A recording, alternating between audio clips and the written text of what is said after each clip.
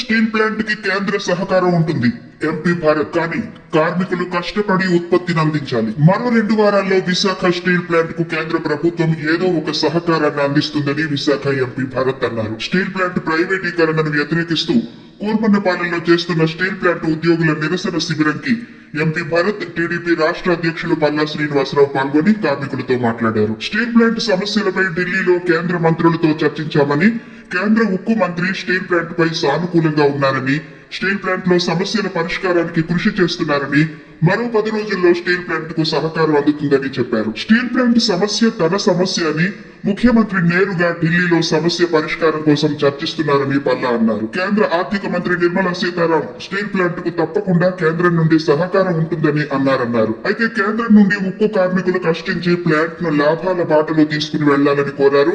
కేంద్రం సహకారాన్ని అందిస్తే కార్మికులు కష్టించి లాభాల బాటలోకి తీసుకుని వెళ్తామని, స్టీల్ ప్లాంట్ లో ఉండే సీఎండీ కేవలం స్టీల్ ప్లాంట్ ను నష్టాల బాటలో తీసుకుని వెళ్లేందుకే పనిచేస్తున్నారని, పనిచేస్తున్న కార్మికులను సక్రమంగా పనిచేయనివ్వడం లేదని ఎంపీ భారత్ కు తెలియజేశారు కార్మికులు. కొత్తగా వచ్చే సీఎండీ సక్రమంగా స్టీల్ పరిరక్షణ కోసం పనిచేసే విధంగా రాష్ట్ర ప్రభుత్వం చూసుకోవాలని కోరారు. ఈ శిబిరంలో రాష్ట్ర టీడీపీ అధ్యక్షుడు పల్లా శ్రీనివాస్, గండి బాబ్జీ, కార్మిక నేతలు, కార్మికులు పాల్గొన్నారు. ప్రత్యేకంగా పోరాట కమిటీ పెద్దలందరికీ కూడా పేరు పేరున నా నమస్కారాలు తెలియజేస్తున్నా. సోదరారా, ఈరోజు అందరూ ఆందోళన చెందుతున్నటువంటి పరిస్థితులు ఉన్నాయి. ఆందోళన చెందుతున్నటువంటి కార్మికులకు, నిర్వాసితులకు భరోసా కల్పించాలనే ఉద్దేశంతోనే ఇక్కడికి రావడం జరిగిందని చెప్పేసి మీ అందరికీ తెలియజేస్తున్నాను. స్టీల్ ప్లాంట్ ని కాపాడాలనే విషయం ఒకటే, అందులో ఎటువంటి అంబిగ్యూటీ లేదు, ఎటువంటి సందేహం లేదు. ఈ స్టీల్ ప్లాంట్ మనం ఆర్థిక సహాయం చేసి కాపాడాలా, లేకపోతే స్టీల్ ప్లాంట్ లో మర్చి చేసి కాపాడాలా అనేది రెండు ముందు మనం ఉన్నటువంటి మార్గాలు. ఎక్కువగా ప్రస్తుతం ఉన్నటువంటి పరిస్థితుల్లో మనం ఆర్థిక సహాయం వైపే నడవాలని చెప్పేసి అందించాలి. కేంద్రం నుంచి నిధులు తేవాలి, రాష్ట్ర ప్రభుత్వం నుంచి వారిని ఒత్తిడి తేవాలనే ఒక ఆలోచనతో మనం ఉన్నాం. ఖచ్చితంగా త్వరలోనే కేంద్ర ప్రభుత్వం నిధులు కేటాయిస్తుంది. వచ్చి మళ్ళీ ఈ ప్లాంట్ పునరుద్ధరించి మళ్ళీ పూర్తి స్థాయిలో ప్రొడక్షన్ వచ్చేటట్టుగా చేపిస్తామని కూడా ఈ సందర్భంగా తెలియజేస్తాం. అయితే కొంతమంది విమర్శ ప్రతి విమర్శ అంత పెద్ద సమస్య కాదు, కానీ ఇందులో రాజకీయాలు అయితే లేదు. ఒకవేళ ప్లాంట్ మేము చేయలేకపోయాం అనుకుందాం, ఆ మరుక్షణమే రిజైన్ చేస్తాం. ఇది మీకు చెప్పారు, ఎందుకంటే ఇందులో రాజకీయాలు లేవు. ఇందులో మేము ఏదైతే ఈ ప్లాంట్ పరిరక్షిస్తామని చెప్పేసి గత 5 సంవత్సరాలుగా మేము పోరాటం చేసాం, ముందుకు వెళ్ళాం. ఇందులో మళ్ళీ ఈరోజు అధికారం వచ్చింది కనుక ఇంకోటి ఏదో ఆలోచన చేస్తున్నామన్న ఆలోచన మీరు ఎవరు పెట్టుకోవద్దు. నా ముందున్నటువంటి లక్ష్యాలు మీకు చాలా క్లియర్గా చెప్తున్నా. నా ముందున్నటువంటి లక్ష్యాలు ఏంటంటే, ఒకటి ప్లాంట్ పరిరక్షించడమా, లేదా రిజైన్ చేసి ఇక్కడ మీతో కూర్చోవడం. కనుక ఆ విషయం మీకు భరోసా కల్పిద్దామని వచ్చాను.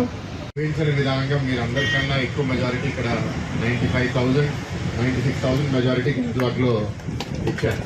ఇక్కడ ఓటర్ కాబట్టి బాధ్యత మా మీద పెట్టారు. డెఫినెట్గా ఆ బరువు మేము ఫీల్ అవుతున్నాము.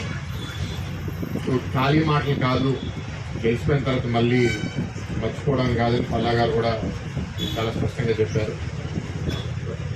ప్రైవేట్గా ఇక్కడ ఉన్న నాయకులను కూడా కలిసాము, స్టీల్ ప్లాంట్లో రివ్యూ మీటింగ్ కూడా చేశాము. మీరు అవన్నీ ఒకసారి గమనించారు. నాకు బయట నుంచి ఉన్న అవగాహన, ప్రభుత్వం లోపలికి వచ్చిన తర్వాత స్టీల్ ప్లాంట్ ఫార్మల్గా రివ్యూ చేసుకుని స్టీల్ ప్లాంట్ ఆపరేషన్స్ ఏంటి అనేది కొంత నేర్చుకున్నాను. ఇంకా ముందుకు కన్నా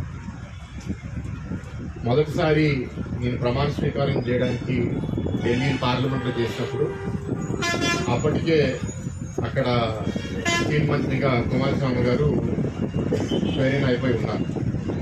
నేను నా ప్రమాణ స్వీకారం చేశాను, ఎందుకు వచ్చి ఆయన దగ్గరికి వెళ్ళి కుమారస్వామి గారు నేను ఫలానా భరత్ ఇక్కడ గెలిచాను మాకుందంటే అప్పటికే ఆయన దాని గురించి తెలుసు.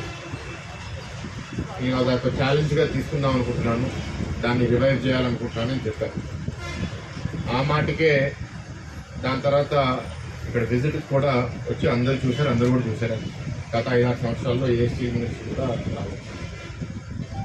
ఆయన కమిట్మెంట్తో మనం ఎవరూ క్వశ్చన్ చేయడానికి లేదు. ఆయన చాలా కమిటెడ్గా ఉన్నారు.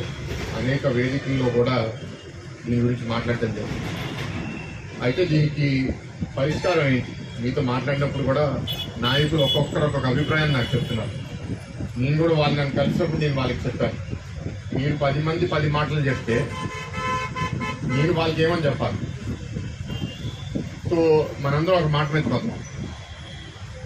సేల్లో మర్జ్ చేస్తే సుముఖం అంటే చాలా మంది సుముఖం అంటారు, 2-3 వచ్చి అది జరగదంటారు. రకరకాల అభిప్రాయాలు. మా ప్రకారం కూడా సేల్లో మర్జ్ చేస్తే బాగుంటుందనే అభిప్రాయం ఉంది కాబట్టి నేను కూడా అది ఢిల్లీకి వెళ్ళి అడగడం జరిగింది.